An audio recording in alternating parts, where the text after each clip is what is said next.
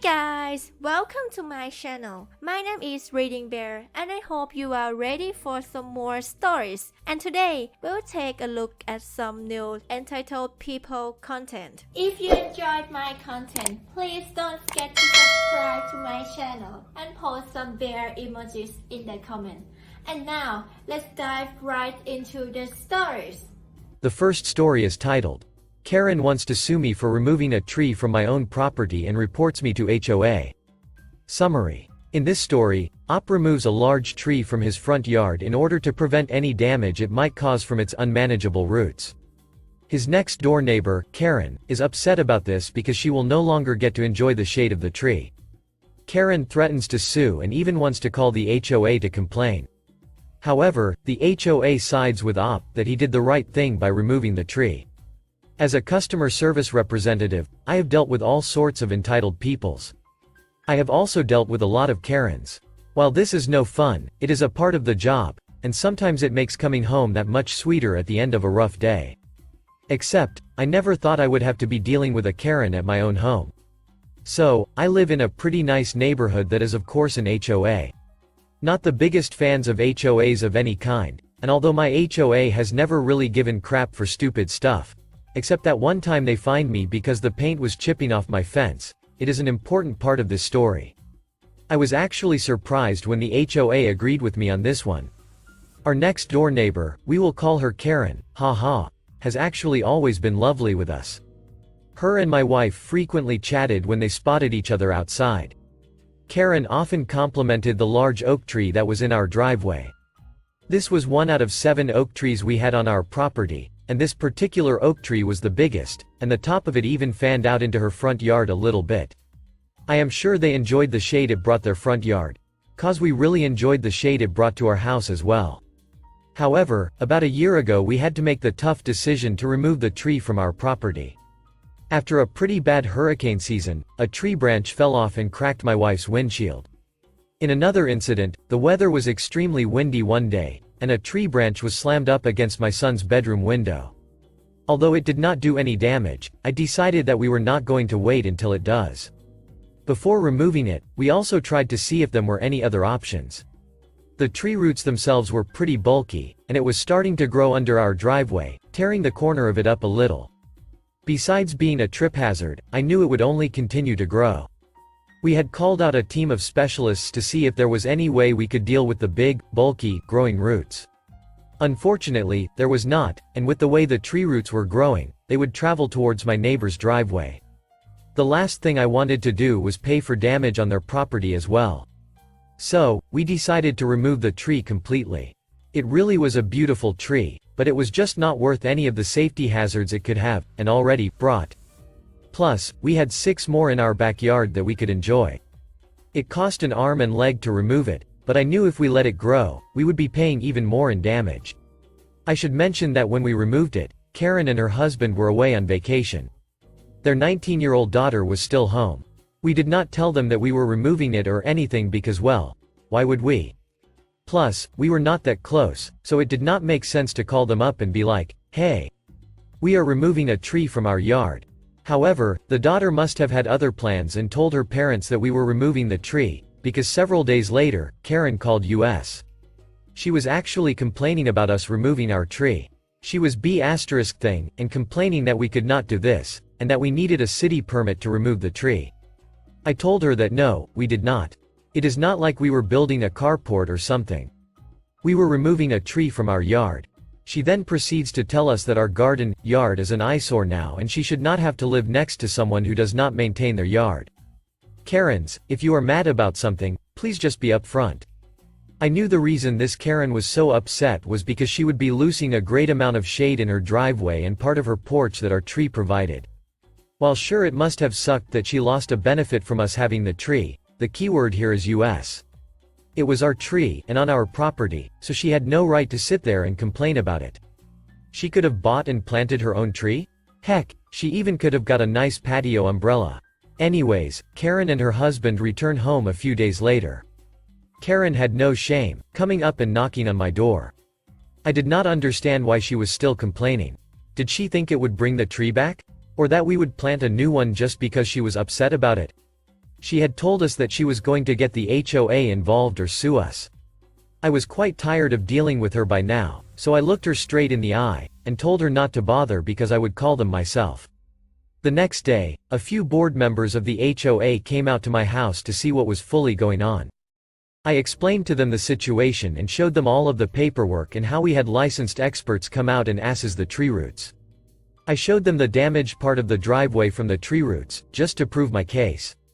And guess what? They sided with us. Karen was so pissed off, which is still so weird to me. What did she think she was going to accomplish by complaining about what I had removed on my yard? Note to self, Karens are not always clients or customers. Sometimes, they are your neighbors.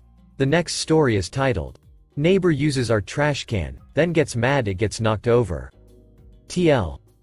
My new neighbors used my garbage, undid my anti-bear precautions, then demanded I clean it up when a bear got into the trash and dragged it through their yard. Now they blame me anytime a bear brings garbage into their yard. This happened a few years ago, but I was reminded of it recently. The place I live is both strangely suburban and rural at the same time. It's 30 minutes from a major city, but completely forested. Which means there is tons of wildlife. Deer, raccoons, rabbits, possum, coyote, cougar, and important for this story, black bears. Everyone in the neighborhood knows not to put out garbage cans too early, because the bears will knock them over and drag the garbage around. Because of my schedule, one had to put them out the night before, but I had bungee cords to keep them shut and always put my cat's litter on top of the garbage. Weird fact, bears hate the smell of cat urine. I don't know, but it's worked for years. My cans never got tipped. A few years ago, a young couple moved in next door. Their front yard area is unfortunately the bear highway, and trash gets dragged through it regularly. Annoying, but I figure it's the price you pay for living in the forest. But their yard is covered in something like ivy and difficult for me to walk on. A few weeks after they move in, I get an angry call that a bear dragged my trash through their yard and I had to come clean it now. I was home that day, and went to go clean it up. I thought it was weird though, because they never messed with my cans before. I was cleaning and thinking, yup, there's my takeout containers from the other day, there's my Starbucks cup, they're the peelings from dinner a few nights ago, etc. But then I started finding things I didn't recognize. Like used Keurig cups, when we don't have a machine. Wrappers for things I know no one here eats. Bones from a chicken carcass. And what finally made me go, oh hell no, a bag of soiled diapers. This was not my garbage.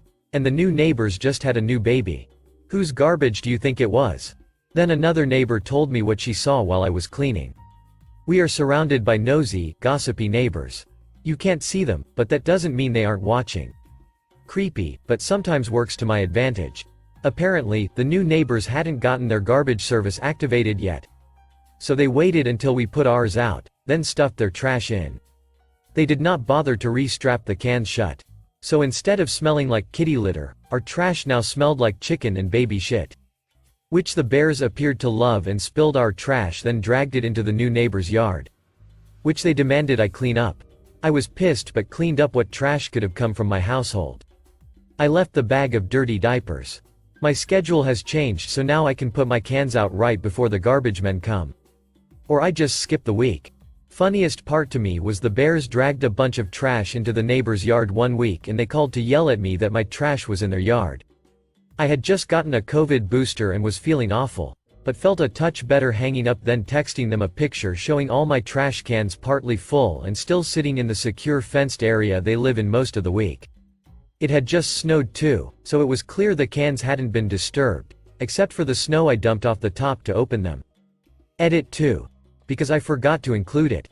I've had leg, ankle, and foot surgeries that make it very hard for me to walk on uneven ground. But I climbed into the neighbor's ivy to clean up my trash.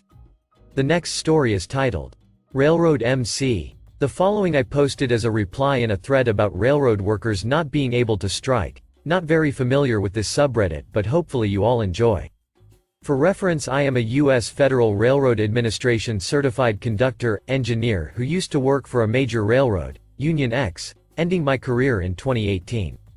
We weren't allowed to strike, so instead of striking we could and often did utilize the 40,000 plus rules that all contradict each other for some very sweet malicious compliance. Story time. John is a great guy, never calls off, been with the company over 20 years. He knows his job well and often will take the time to train newer switchmen, brakemen, conductors. He is very personable and just a generally easy guy to talk with. He was also our union representative for a long time until his wife became ill, so he resigned from those duties. One day I heard a manager yelling at him because he was late to a scheduled train during what I would call a pretty major storm. This is the Pacific Northwest, snow, hail, and rain coming down on very graded terrain. Manager tells him that when he gets to his destination he is going to personally meet him there to counsel him. I hear John utter the words, "You'll be waiting a while." Now, to understand this piece of track you have to understand it is very mountainous, and at a single point drops down to a single line of rail between two major intersections of track. Very busy, but due to the grade only a single train can do it at once.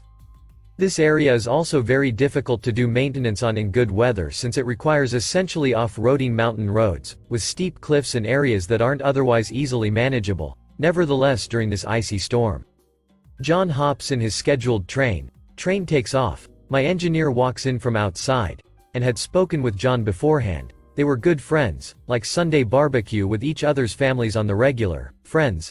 He tells me to put my paperwork down, that we aren't going to be going anywhere. Kick my feet up and enjoy getting paid for nothing all shift. A bit confused, he tells me to watch the line traffic monitor.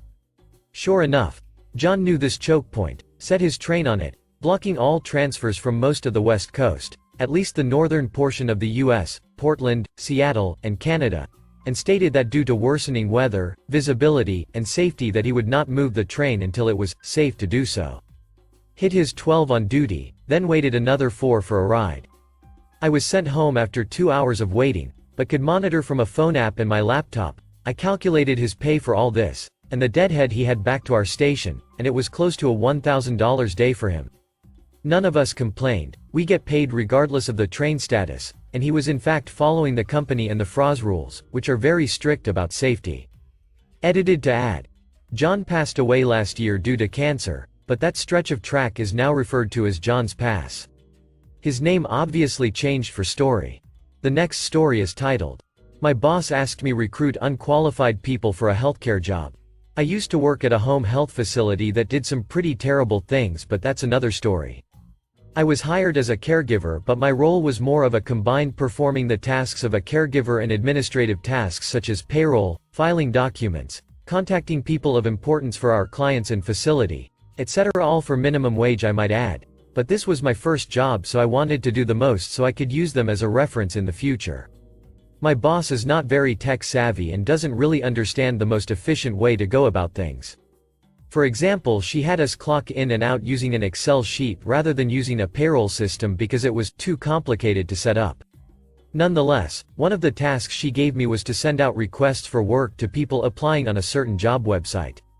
Rather than post the business on the website, she would just send requests to people that labeled themselves as looking for work. She thought this could save the company money and that this was faster than waiting for people to apply. If you've applied through a job listing website and received those pre-written, check out this job opportunity at X company.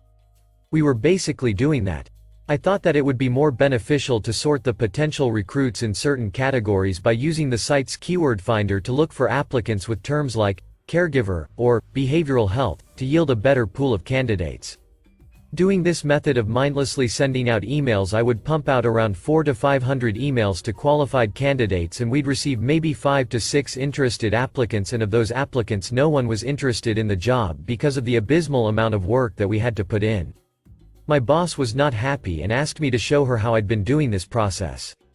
She told me I had to pick up the pace because I didn't hire you to slack off. But I wasn't. I was making sure we only got applicants that I thought would be either interested in this line of work or were experienced to give the residents the care they needed.